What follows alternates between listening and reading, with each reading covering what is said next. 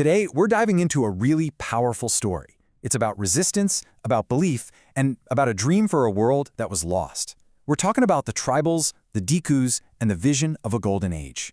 So let's just start with this one big question, right? What would it take, what kind of pressure, what kind of hope would make thousands of people look at one man and believe he was literally God? Well, to even begin to answer that, we've got to travel back to 1895. Picture the forest of Chotanagpur. A man named Birsa Munda starts roaming these forests, and people are whispering. They're saying he has miraculous powers, that he can cure diseases, that he can make grain multiply. Then, he makes this incredible declaration. God himself has appointed him to save his people from their suffering, to free them from slavery. And just like that, thousands started following him. Now, to really get why they were so ready to believe, we need to see the world they were desperately trying to save. You see, before the British ever showed up, these tribal groups lived in a world that was completely woven into the fabric of nature. Everything about them, their society, how they made a living, their very sense of who they were, it all came from the forest. For a lot of these groups, their whole life revolved around a practice called jum cultivation, or as you might know it, shifting cultivation. And listen, this wasn't just, random farming. It was this incredibly smart, sustainable system that was perfectly in tune with the forest.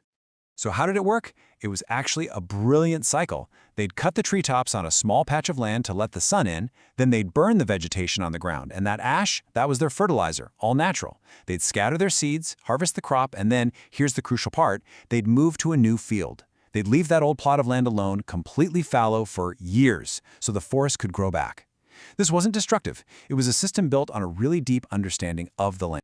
And it wasn't just about farming. You had other groups, like the Kones and the Bagas, who were hunters and gatherers. For them, the forest wasn't just a pantry, it was everything. It was their grocery store, their pharmacy, their hardware store. The Bagas, they actually felt it was beneath them to work for someone else. They were people of the forest, period. That was their identity. And look at this. This just shows you how in sync they were with the seasons. This is basically the Baiga calendar. In Chait, around March-April, the men would hunt while the women gathered fruit. Then came Baisak, the time for firing the forest to prepare the land. In Jaith, they'd sow seeds. Then from Azad to Badan, the men were busy in the fields. And by the time Pus came around in winter, that was the time for celebration, for dances, for marriages. Their whole year, their whole culture ticked to the rhythm of the forest. But this entire world was about to be completely shattered because the British arrived. And with them came other outsiders, people that tribals had a name for, Dikus. And their arrival changed absolutely everything. Okay, so this word, Dikus, is super important to understanding this whole story. It wasn't just one type of person. For the tribal groups, Dikus was the word for all the outsiders who they felt were causing their misery. We're talking moneylenders, traders, landlords, missionaries, and of course, the British. And really, the whole conflict boiled down to two completely opposite ways of seeing the forest. For the tribal groups, it was sacred. It was the source of life itself. But for the British, it was just property, state property, a resource to be cut down for timber and turned into revenue. And there was just no way for those two worldviews to coexist. So the British forced their view on everyone through a whole bunch of new, devastating laws. Suddenly, tribal chiefs had no power. That sustainable shifting cultivation we talked about, banned. Huge areas of forest were declared reserved, which basically meant the tribal people were now trespassers on the very land their ancestors had lived on for centuries. Overnight, their entire way of life became illegal. And the result of all this? Well, it was as tragic as it was predictable. Cut off from the forest, tribal communities were thrown into a world they didn't understand, a world of debt, despair, and just unbelievable hardship. I mean, just listen to this line from a Bega song. It says, "In this land of the English, how hard it is to live. To pay cattle tax, we have to sell a cow. To pay forest tax, we have to sell a buffalo. How are we to get our food?" It just perfectly captures that feeling of being trapped.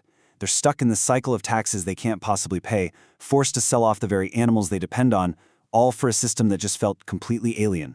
And, it wasn't just the government causing problems.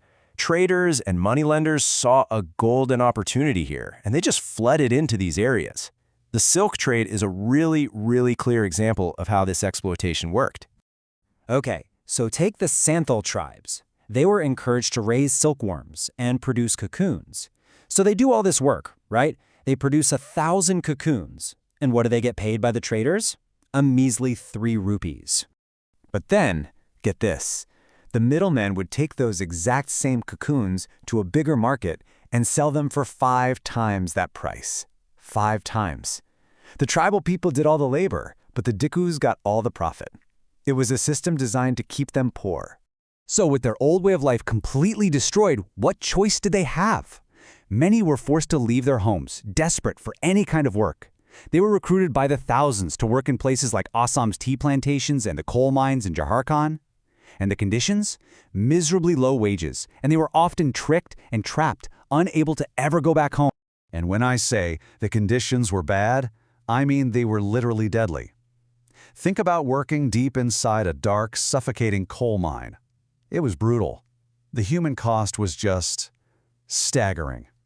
In the 1920s, more than 2,000 workers died every single year just in India's coal mines.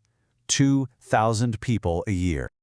So it was out of all this pain, this total destruction of their world, that Birsa Munda's movement was born. He didn't just tell people to fight back. He gave them something much more powerful. He gave them a vision. He talked about a golden age, a Satyug, an age of truth that he said existed in their past. He painted this picture of a time when the Munda people were free, a time when they lived honestly, didn't fight amongst themselves, worked their own land, and lived in harmony with nature.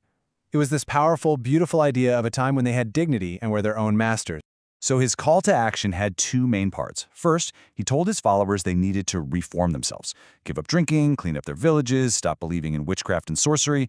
But the second part, well, that's the part that really got the British nervous. He called on them to drive out all the Dikus, the missionaries, the moneylenders, the landlords, and yes, the British government itself. The goal? To establish a Munda Raj, a Munda kingdom with Birsa as its leader. Well, you can imagine how the British reacted to that. They came down hard and fast. Birsa was arrested. And in 1900, he died in jail from cholera. And with his death, the movement seemed to fizzle out. But its story, its legacy, that was far from over.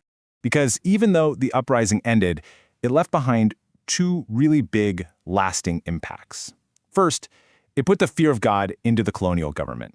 So much so that they actually passed new laws to make it harder for outsiders to just snatch up tribal land. And second, and maybe even more importantly, it showed everyone that tribal people could unite, that they could protest injustice, and that they could create their own symbols of struggle. It was a powerful lesson in resistance. And that really brings us full circle, doesn't it? The story of Birsa Munda isn't just something that happened a long time ago. It's a story that makes you think. It makes you ask, how are these same fights, the struggles for land, for culture, for basic dignity, still being fought by indigenous communities all around the world right now today?